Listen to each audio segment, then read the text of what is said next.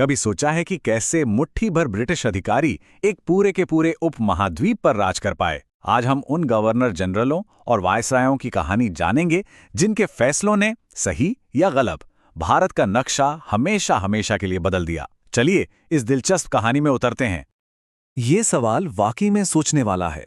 Governor general और viceroy, इन पदों पर बैठे लोगों ने आखिर ऐसा क्या किया कि वो इतने बड़े और विविधता से भरे देश पर अपना कंट्रोल बना सकें?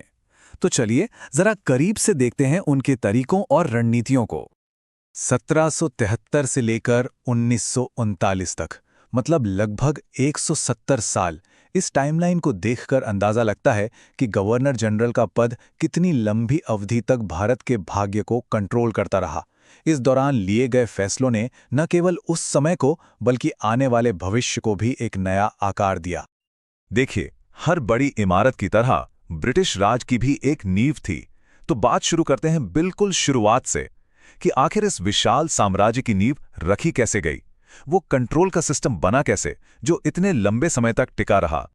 इसकी शुरुआत हुई रॉबर्ट क्लाइव की एक बहुत ही चतुर चाल से, जिसे द्वैध शासन या ड्यूअल गवर्नेंस कहा गया। मतलब हिसाब किताब ये था कि पैसा वसूलने का अधिकार यानी दीवानी तो रहेगा कंपनी के पास, लेकिन प्रशासन की जिम्मेदारी होगी नवाब की। इस तरह कंपनी ने बिना कोई जिम्मेदारी लिए सत्ता का पूरा फायदा उठाया और बंगाल पर अपना शिकंजा कस लिया। फिर आया 1773 का रेगुलेटिंग एक्ट, जिसने इस कंट्रोल को एक तरह से कानूनी जामा पहना दिया, और इसी के साथ बंगाल के पहले गवर्नर जनरल का शक्तिशाली पद बना, जिसे संभालने वाले पहले व्यक्ति थे वॉरेन हेस्टिंग्स। यहीं से भारत में ब्रिटिश शासन का एक नया और औपचारिक अध्याय शुरू हुआ। और ये सिलसिला सिर्फ बंगाल तक नहीं रुका। जो पावर पहले सिर्फ बंगाल तक थी, वो धीरे धीरे पूरे भारत में फैल गई। लॉर्ड विलियम बेंटिंग के आने के साथ ये पद बंगाल के गवर्नर जनरल से भारत का गवर्नर जनरल बन गया। ये सिर्फ नाम बदलना नहीं था, बल्कि ब्रिटिश कंट्रोल के बढ़ते दायरे का एक साफ इशारा था। अच्छा, किसी भी साम्राज्य को चलाने के लिए सिर्फ एक राजा या शासक काफी नहीं होता, है ना? उसे चलाने के लिए एक मजबूत ढांचा चाहिए होता है। अंग्रेजों ने भारत में इसी ढांचे का निर्माण किया, जिसे बाद में स्टील फ्रेम कहा गया। आइए देखते हैं कि यह स्टील फ्रेम बना कैसे। तो इस राज के 3 सबसे बड़े पिलर्स थे। पहला, सिविल सर्विस, जिसे लॉर्ड कॉर्नवालिस ने शुरू किया, एक ऐसी नौकरशाही जो देश के कोने कोने को कंट्रोल कर सकती थी। दूसरा, रेलवे। लॉर्ड डलहौजी ने रेलवे का जो जाल बिछाया, उसने न सिर्फ व्यापार को आसान बनाया, बल्कि सेना को भी तेजी से कहीं भी पहुंचाना मुमकिन कर दिया। और तीसरा था सहायक संधि जैसी राजनीतिक चालें, जिन्होंने भारतीय रियासतों को कमजोर करके ब्रिटिश दबदबा कायम किया। चलिए अब एक बड़े ही दिलचस्प पहलू पर नजर डालते हैं।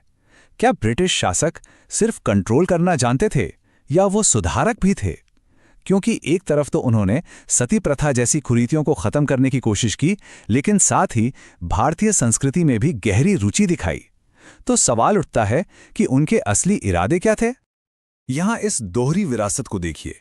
एक तरफ विधवा पुनर्विवाह अधिनियम जैसे कानून बनाए जा रहे थे, नर बलि जैसी प्रथाओं पर रोक लग रही थी, और वहीं दूसरी तरफ वॉरेन हेस्टिंग्स जैसे लोग भगवद गीता का अंग्रेजी में अनुवाद करवा रहे थे और एशियाटिक सोसाइटी की स्थापना कर रहे थे। ये दिखाता है कि उनके काम कितने कॉम्प्लेक्स और कई परतों वाले थे। जाहिर है, जब इतना कंट्रोल होगा तो आवाजें भी उठेंगी।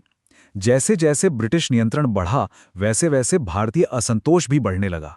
अब हम उस दौर की बात करेंगे जब राज को अपनी सत्ता बनाए रखने और भारतीयों की आवाज को दबाने के लिए खासकर प्रेस के मामले में काफी संघर्ष करना पड़ा। प्रेस को लेकर तो अंग्रेजों का रवैया बिल्कुल गिरगिट की तरह बदलता रहा। एक तरफ चार्ल्स मेटकॉफ थे, जिन्हें भारतीय प्रेस का मुक्तिदाता भी कहा जाता है, क्योंकि उन्होंने पाबंदियां हटा दी थीं। तो दूसरी तरफ थे लॉर्ड लिटन, जिन्होंने वर्नैक्युलर प्रेस एक्ट लाकर भारतीय भाषाओं के अखबारों का गला घोटने की पूरी कोशिश की। और ऐसे कई मौके आए जब ब्रिटिश राज की नींव हिल गई, चाहे वो 1907 में कांग्रेस का विभाजन हो, या 1919 का दमनकारी रॉलेट एक्ट, या फिर 1939 में जब दूसरा विश्व युद्ध शुरू हुआ। हर घटना ने ब्रिटिश शासन के कंट्रोल का इम्तिहान लिया। 13 अप्रैल 1919 भारतीय इतिहास में ये तारीख एक काले दिन के तौर पर दर्ज है। एक ऐसा दिन जिसने ब्रिटिश शासन के सबसे क्रूर चेहरे को पूरी दुनिया के सामने बेनकाब कर दिया।